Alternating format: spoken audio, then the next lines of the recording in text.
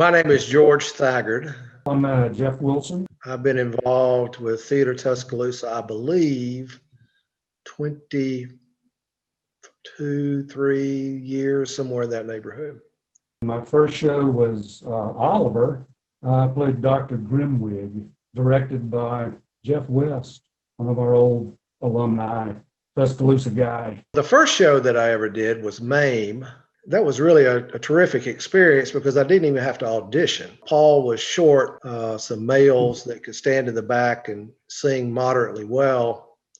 And so I had the opportunity just to show up at rehearsal because I think they were already 2 or 3 weeks in. And he just told me to stand in the back next to Charles and Frank and do what they do. So that was quite a learning experience. Till recently, I've played Atticus Finch, I've played Willie Loman, Thomas Jefferson, Scrooge a couple of times. I try to do at least one show a season, but sometimes it doesn't work out that way. I'm just thankful for Theatre Tuscaloosa. I've got to do a lot of things and play a lot of great characters. All of it been a wonderful experience. I believe I have done the Christmas Carol 6 times. 3 that we did with Theatre Tuscaloosa, and then I did 3 with Tuscaloosa Children's Theatre. 3 times doing a Christmas Carol. First was 6th grade at University Place Elementary. I played Old Joe, and then 2 times as Scrooge with Theatre Tuscaloosa. First of all, the character of Marley that I played was really a creation primarily of 3 people, and that was Jeanette as costumer, Marla as makeup artist, and then Wheeler is special effects. Playing with Jeff was, it was extraordinary. I had a wonderful time, and it was so interesting because we never knew from one night to the next if we were going to be able to see each other on stage, because some nights, because of the weather or whatever, the fog might just totally engulf the whole area where we were. And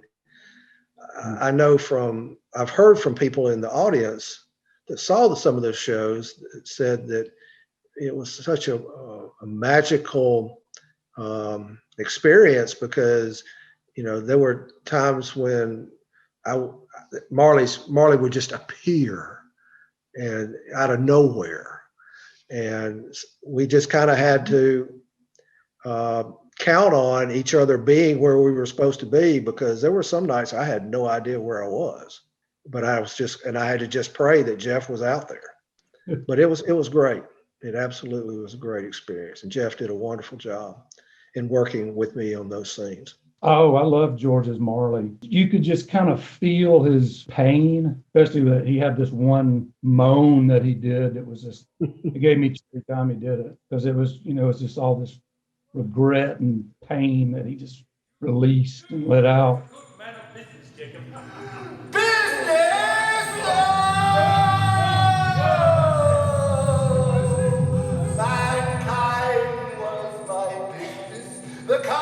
And George is right. There was good makeup and there was good effects, but man, the acting is always, you got to have the acting. And George nailed it. He was good. He made me so sad every night. I mean, he starts it all off. He's the one that's begging Scrooge to change. Please don't be like me. I'm giving you this chance. You better take it.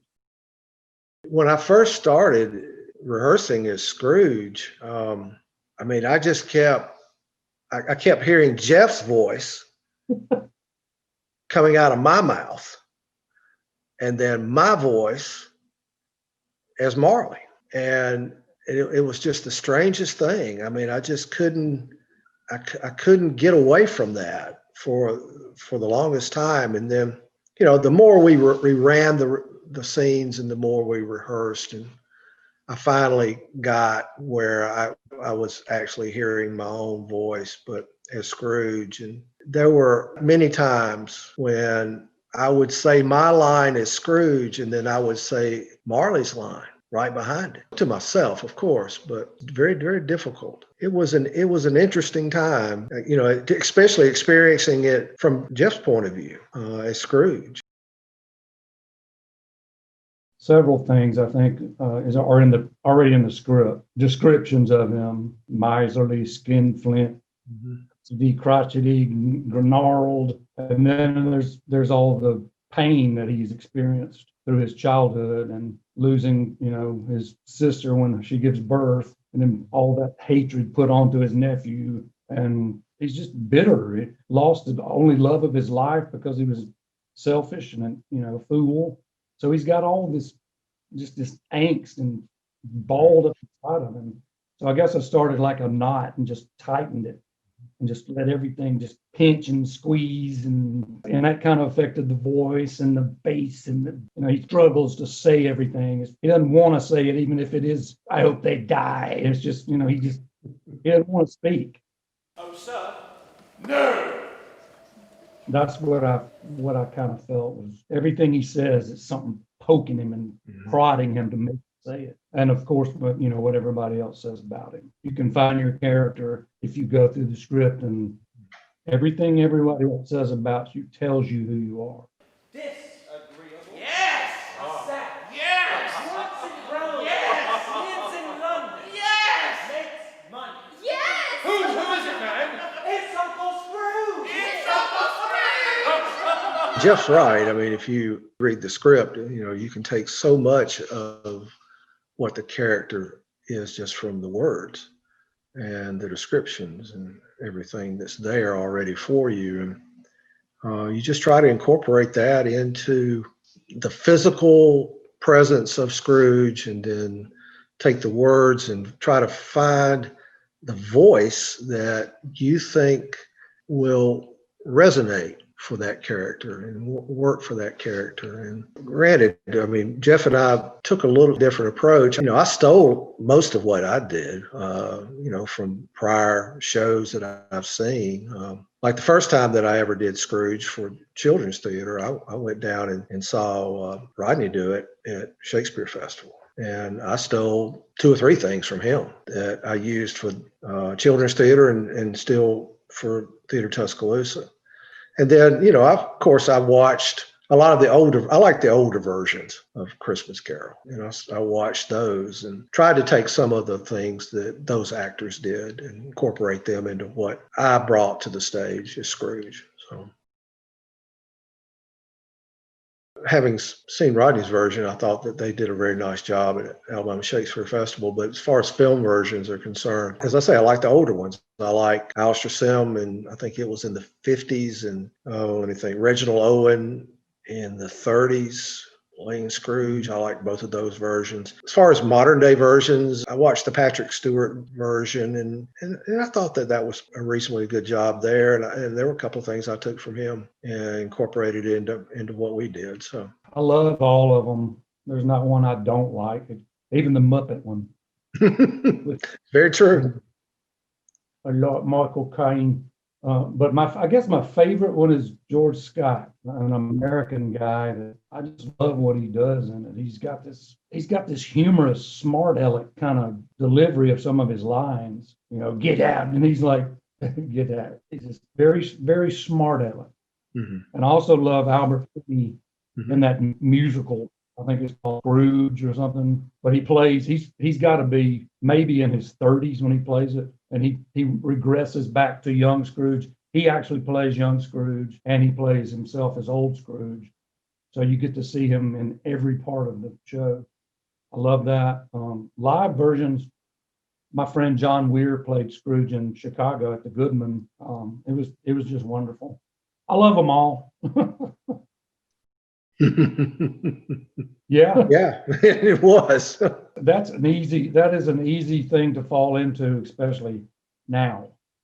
You want to shut down, you want to put up guards, you want to protect yourself, you don't want anything to make you open up or be warm towards people. It's very easy just to forget and close the world out and worry about counting your money or your little corner of the world. And it's you just can't do that. as you know, we all know. No matter what you do to that spirit, it always comes through. Jeff, I'm sure that some of the characters that you have played in the past where you were such a dark, your character was so dark and it had to carry on with you for some period of time once you left the stage. Absolutely. Salieri comes to mind. That stayed with me for a long time. Willie Loman stayed with me a long time. Loman's like Scrooge. He's a Scrooge. He's got his one thing he does. I mean, he's very, I'm Right. Willie Loman. This is what I do. Don't mess with me. Puts up his guards. They're, all these guys have kind of some of the same characteristics where they're selfish, dark, only focused on very narrow things. Thankfully, Scrooge has some help from the spirit. Marley. I think it's the writing, first of all. Dickens, some consider that's one of his finest short stories, and it's the characters. I mean, my God, we have Fezziwig, we have Old Joe, we have all the ghosts, we have Miss Fezziwig, there's just Tiny Tim, Bob Cratchit, all of them are just these little nuggets of character. And I think it's important that it's set in that period too, because it's how much poverty there was, how destitute people were, and how people like Scrooge had all the power in their hands, literally gold or their money. They could change the world. Scrooge chooses to beat back his demons and come through and help people. People enjoy knowing that if there's hope for Scrooge, there's hope for everyone. Yeah. And that he can come from the lowest of the lows as far as just the way he feels about himself and the way other people feel about him, to where he's the most respected and loved person in town in the end. I thought it worked out well. When I did the children's theater version, I think it was in 2012, I think somewhere in that neighborhood, and you've got 80, 90 kids on stage for the bigger numbers. I mean, dealing with one or just a handful of child actors, that was nothing compared to the children's theater version. Yeah. Declan was more, balanced, I think. He was a little more experienced. He knew about the character and all that. And Avery was more like, I think it was like true acting. He was a little scared and a little, shocked when I picked him up. And so I think you had to help him with that a little bit from what I remember. I think the first time he may have even screamed a little. He was giving me stage directions. He would say, okay, this is what we're going to do, and this is how we're going to do it, and this is when we're going to do it. I said, yes, sir. Having played two characters, the Marley character playing with Jeff was really, I won't say necessarily the favorite memory that I have, but it's certainly one that I will carry with me for a long, long time. And Scrooge, maybe selfishly, I had a sense of accomplishment for myself, because that's really the biggest role I've ever done. I've typically play smaller roles, supporting roles, things like that. And I still contend that even Scrooge is a supporting role, because even though I know that lately there have been some one-person shows that have done Scrooge or doing Scrooge, but I really do feel like Scrooge is best played when there's an ensemble. And without that ensemble, of all those great actors that are up there with you, that Scrooge just can't make it on his own necessarily. At least that's my opinion. I loved George and I's work. There were some acting moments where you can't remember if the scene happened or not, because you really got into it. Mm-hmm. That happened a couple of times in those scenes. Margaret Carr's little spirit, she was awesome. The Fezziwig party scene always got me. And the one that to this day destroys me is Belle and young Scrooge, and I'm watching them. Mm-hmm. What are you doing, you idiot? It would just turn me into a puddle. The first time we saw Dennis, that was memorable.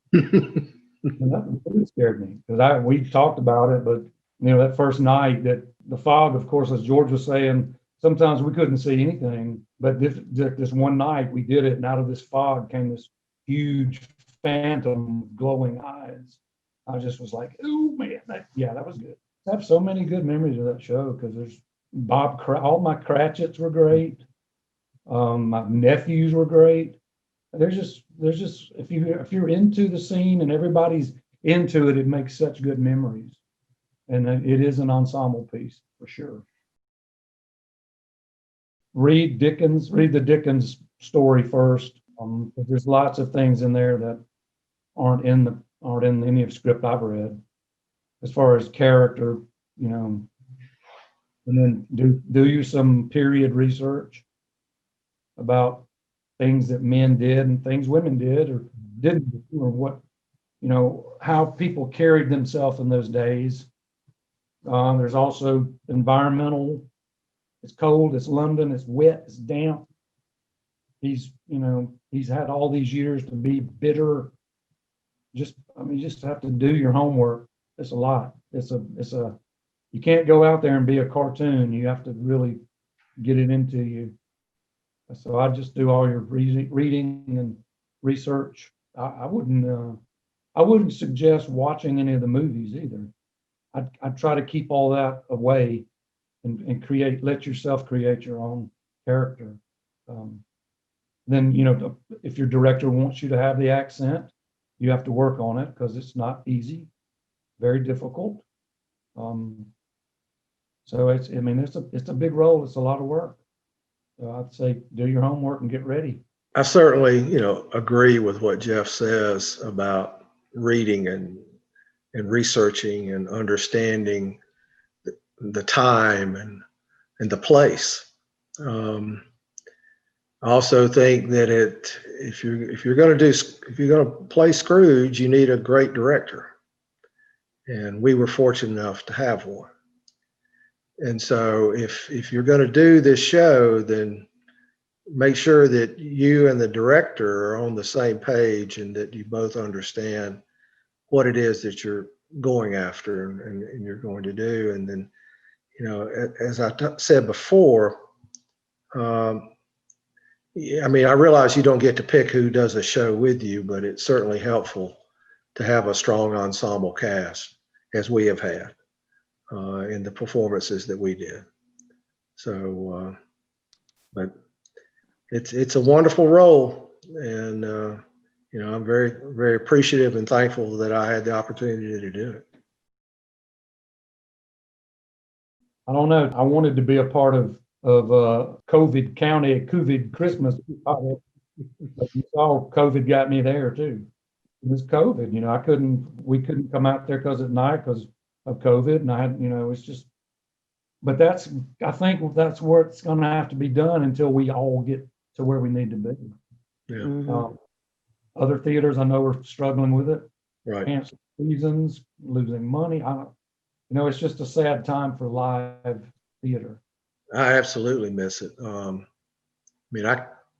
I can't wait for an opportunity to get back on stage and get back with our family. The theater is a family, and we can talk or look at each other and do things on social media, but it's just not the same.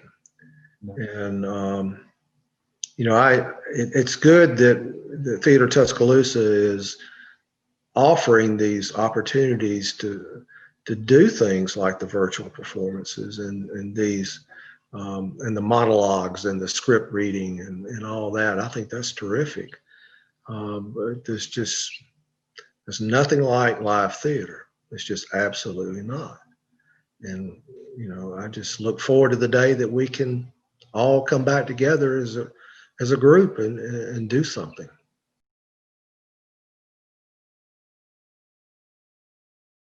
Merry Christmas.